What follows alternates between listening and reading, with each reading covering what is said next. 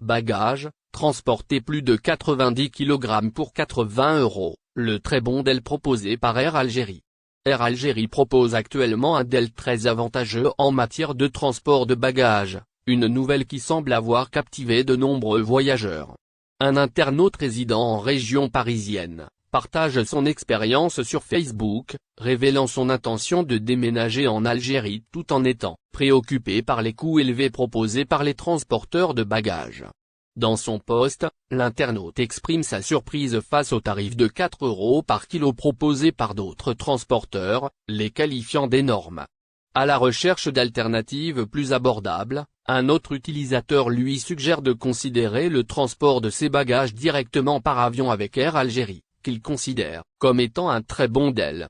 Air Algérie propose une offre spéciale pour les voyageurs au départ de la France, offrant une remise de 50% sur les 2 premières pièces supplémentaires si les bagages sont payés jusqu'à 24 heures avant le volume. Dans le cadre de cette promotion, la première pièce de 23 kg coûte 40 € au lieu de 80 € à l'aéroport, tandis que la deuxième pièce, tarifée à 150 € à l'aéroport, est proposée à 75 €.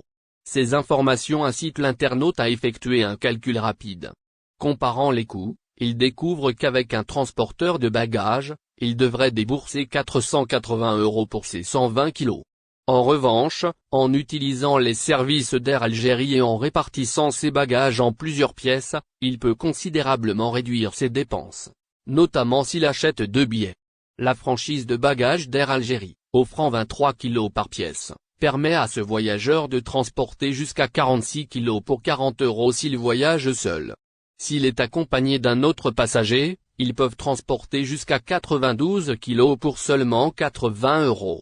En ajoutant les 10 kg autorisés en cabine, inclus dans les billets, le total s'approche davantage de ces 120 kg, surtout s'il voyage avec un compagnon. Tous les détails sur le deal proposé par Air Algérie. Air Algérie, autrefois connu pour sa générosité en matière de franchise bagages, a récemment apporté des modifications importantes à son système, suscitant des préoccupations parmi les voyageurs. Cependant, une astuce avisée pourrait permettre aux passagers de réaliser des économies significatives, réduisant jusqu'à 50% le coût des bagages supplémentaires chez Air Algérie. Jusqu'au 29 octobre dernier, la compagnie aérienne nationale se distinguait par sa flexibilité concernant le poids et le nombre de bagages des voyageurs.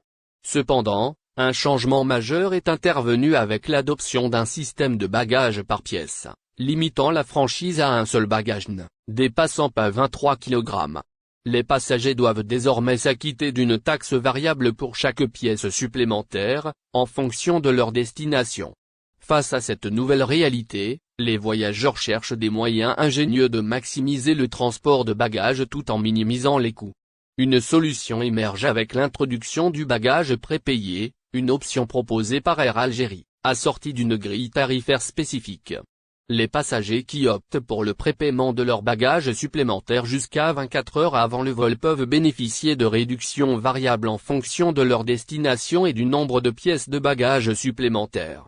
Cette opportunité s'applique aux 2 premières pièces supplémentaires pour toutes les destinations, ainsi qu'aux 3e pièces supplémentaires pour les vols vers et depuis la Turquie. L'aspect le plus avantageux de cette astuce se manifeste dans le réseau France, où les bagages prépayés bénéficient de réductions de 50%. Voici un aperçu des tarifs prépayés comparés à ceux payés en escale Sens France-Algérie. Première pièce supplémentaire, 40 € prépayés contre 80 € en escale. Deuxième pièce supplémentaire, 75 € prépayés contre 150 € en escale pour les vols en sens inverse Algérie-France. Première pièce supplémentaire, 6 000 dinars algériens prépayés contre 11 000 dinars en escale. Deuxième pièce supplémentaire, 11 000 dinars algériens prépayés contre 22 000 dinars en escale. Il est essentiel de souligner que pour profiter de ces réductions, il est nécessaire de se rendre en agence ou d'appeler le call santé du pavillon national, car cette option n'est pas disponible en ligne pour des raisons opérationnelles, comme l'a expliqué Amine Andalousi, porte-parole d'Air Algérie.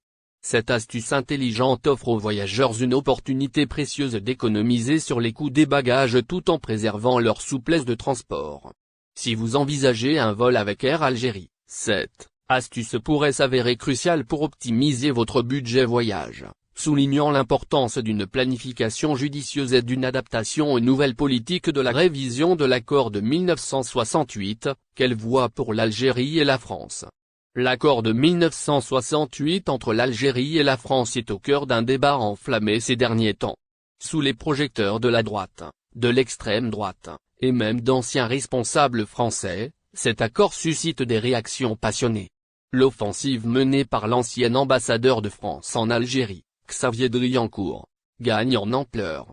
En effet, de nombreux politiciens français s'attaquent à cet accord, particulièrement dans le contexte de la réforme de la loi sur l'immigration en France. La droite française, soutenue par l'extrême droite, exerce une pression considérable sur le gouvernement pour remettre en question cet accord, qu'il juge contraire au droit français en accordant des privilèges spécifiques. Je ne demande pas un régime plus difficile, je demande le droit commun, et que tout ce qui est plus favorable que le droit commun puisse être réexaminé, a déclaré l'ancien Premier ministre Édouard Philippe, président du parti Horizon, qui soutient Emmanuel Macron.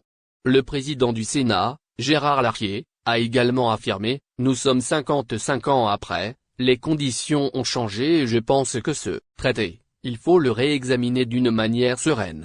Mais le réexaminer est essentiel. En effet, il introduit une discrimination, y compris par rapport à d'autres pays.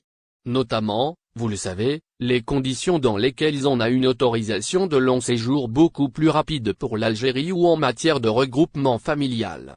Je crois que ce traité doit être revisité. » Sous pression, avant la réforme de la loi sur l'immigration, le gouvernement français se trouve donc sous une pression accrue à quelques jours de l'examen de la nouvelle loi sur l'immigration à l'Assemblée nationale.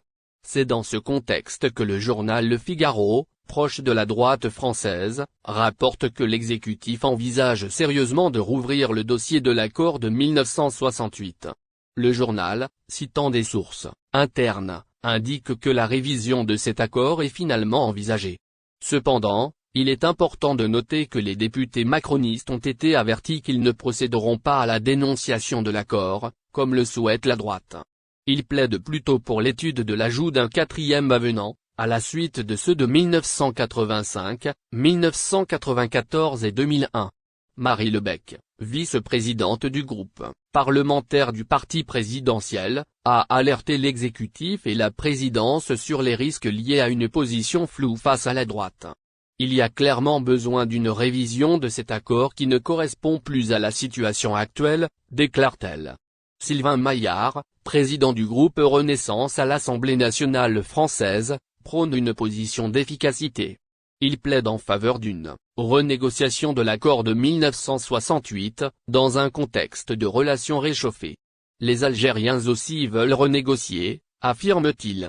Il est important de noter que les autorités algériennes ont réitéré à plusieurs reprises que l'accord de 1968 revêt une grande importance et qu'elles ne sont pas disposées à le remettre en question. L'accord de 1968, un héritage controversé. L'accord de 1968, également connu sous le nom d'accord d'Évian, est un document historique qui a mis fin à la guerre d'Algérie et a conduit à l'indépendance de l'Algérie en 1962. Cet accord a également établi les bases des relations bilatérales entre l'Algérie et la France, couvrant des domaines tels que la coopération économique, la sécurité sociale, et la circulation des personnes. Cependant, au fil des décennies, cet accord est devenu un sujet de débat en France, suscitant des questions sur l'égalité et l'équité. Certains politiciens et citoyens français estiment que l'accord accorde des avantages spécifiques aux ressortissants algériens, notamment en matière de regroupement familial et de droits sociaux. Cette perception a alimenté les appels à sa révision, voire à sa dénonciation. L'équilibre entre égalité et respect de l'histoire. La question de l'accord de 1968 soulève des questions fondamentales. D'une part, il y a le besoin de garantir l'égalité et de mettre fin à toute forme de discrimination basée sur la nationalité. D'autre part, il est crucial de respecter l'histoire complexe des relations franco-algériennes et les engagements pris dans le cadre de l'accord. La révision de l'accord de 1968 nécessitera un dialogue constructif entre les deux parties. Les deux pays devront trouver un terrain d'entente qui reflète les réalités actuelles tout en respectant l'héritage de leur passé commun. Une question en suspens. La question de la révision de l'accord de 1968 entre l'Algérie et la France reste en suspens. Les débats font rage au sein des cercles politiques français, avec des opinions divergentes sur la marche à suivre. Pour l'Algérie et la France, trouver un équilibre entre l'égalité et le respect de leur histoire commune sera un défi majeur. L'issue de cette discussion aura un impact significatif sur les relations bilatérales entre les deux pays, ainsi que sur les droits et les attentes de leurs citoyens respectifs. L'accord de 1968 demeure un sujet complexe et émotionnel qui exige une réflexion approfondie et un dialogue ouvert pour parvenir à une solution. N'oubliez pas, abonnez-vous à notre chaîne Olive News et activez les notifications pour recevoir nos publications en temps réel.